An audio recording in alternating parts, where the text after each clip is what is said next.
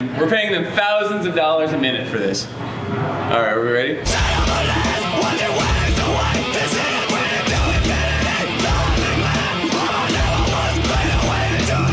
Starting out with your guitars for live. Now, you don't have to have a guitar as nice as this. This is a Paul Reed Smith Custom 24 with a set of bare knuckle nail bombs in it, but it does help to have a good guitar.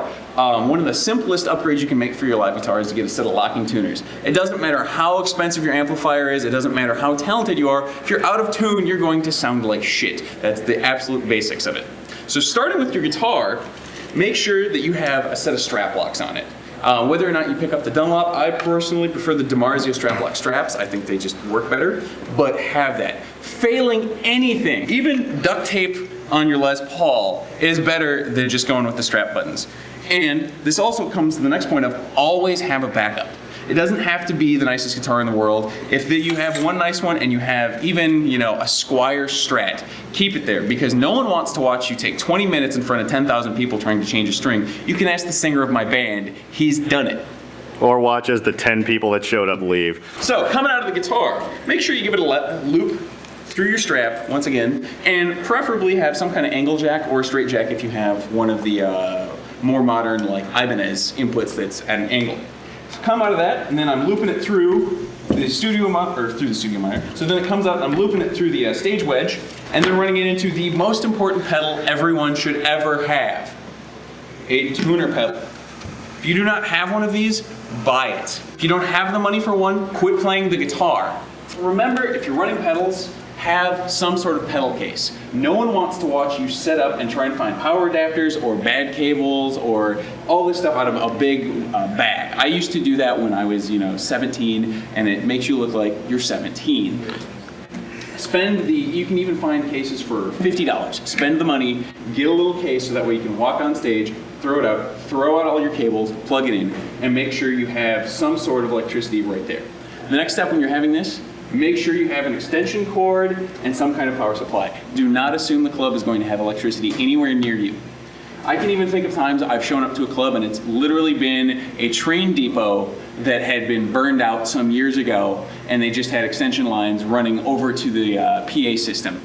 I had to use my own power cables, run over there to get electricity for my amp. So, after you have your pedal case, throw out your cables. Another thing a lot of guitar players do is they'll set it up and then partway through the show, you'll see them trip or something will go wrong and their guitar will cut out. We've all seen that happen, or we've all even had that happen to ourselves where all of a sudden everything dies and you're immediately finding yourself going, oh no, what do I do? To save this is I'm taking our inputs and I'm just using what's on the stage. So if you look at the side of this stage wedge here, it has a little handle for the sound guys. What I did is I took all my cables going in and out of the pedal board, ran them over here, looped them around the handle. This way, it doesn't matter what's happening. You can trip over, you could fall into the audience, you could throw your guitar at somebody, and your guitar is not coming unplugged. Now the same principle applies going the other direction. Both laps through my pedal board are being looped through that. Then when it heads back to the amplifier setup I'm running, and I actually have it looped through on the side in the handle. So this way, once again, doesn't matter what's happening. If you look at the input jack, it's barely even moving. You could trip over this, it's not an issue. Now some things some guitar players like to do, others don't, is to not even keep their head on top of the cab.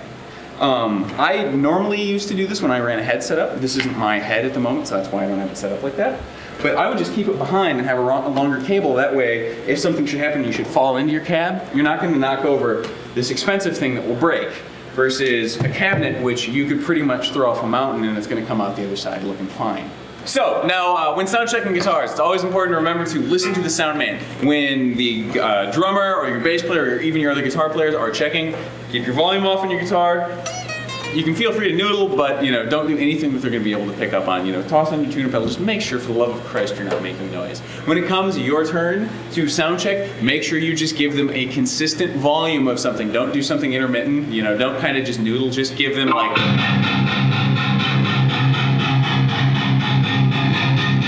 something real stone simple that is going to just be the same every time. If you have a clean channel that you're going to be flipping between, flip between the two of them. Make sure that your clean is, you know, roughly in balance with your distorted. A lot of people have a big problem with that, and that always just makes you look really stupid when you flip over to your clean channel. All of a sudden, that's just blasting people in the face, and then you kick into the huge badass distortion, and it just sounds totally wussy. And then the moment you're done sound checking,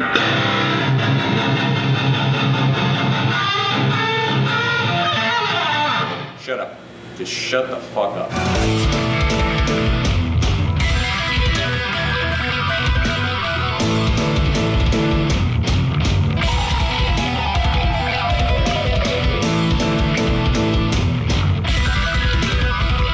Also, don't be a fucking dumbass and leave these things on there because they make you look retarded.